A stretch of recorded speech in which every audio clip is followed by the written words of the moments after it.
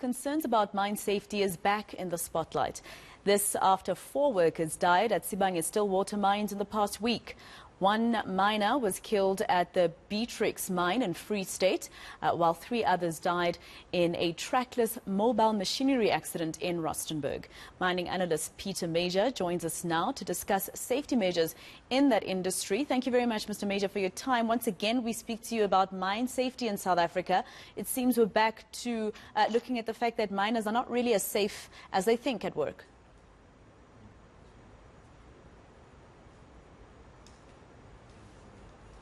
Well, mining is never going to be as safe as we'd like it, but it's safer than it's ever been in the history of man.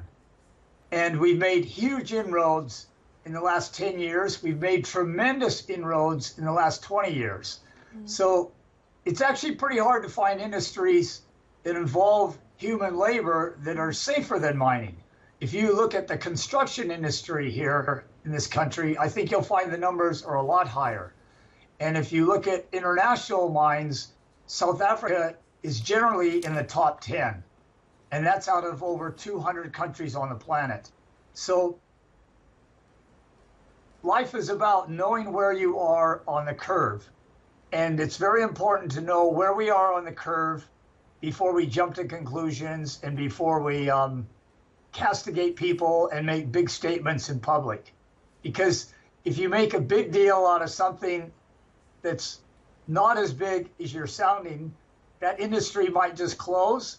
And we've already put foreign investors off our mines. So we got to take care of the mines we've got. And like I said, keep things in perspective. We've got to analyze each of these accidents. You know, every accident involves a life, but these are very, very small fatality rates compared to almost every other aspect of business in South Africa today. We're killing 550,000 people in this country. The mines employ 450,000. And if we have 55 deaths in a year, you work out those numbers, they're pretty small. So mine workers should actually not be concerned then of their safety. You're saying that mining companies actually do make sure that their workers are safe at all times.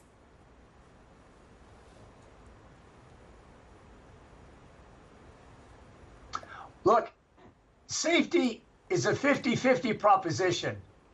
It's half up to the employer and it's half up to the employee.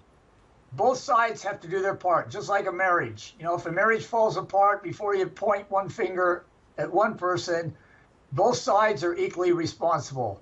So the mines provide training, they provide supervision, they provide education, signs, lots of equipment, but the worker himself has a huge responsibility, big responsibility. And we've found often they discount that, and it has to be 50-50. The mine can't do everything, it can only do half. The individual workers have to do the other half.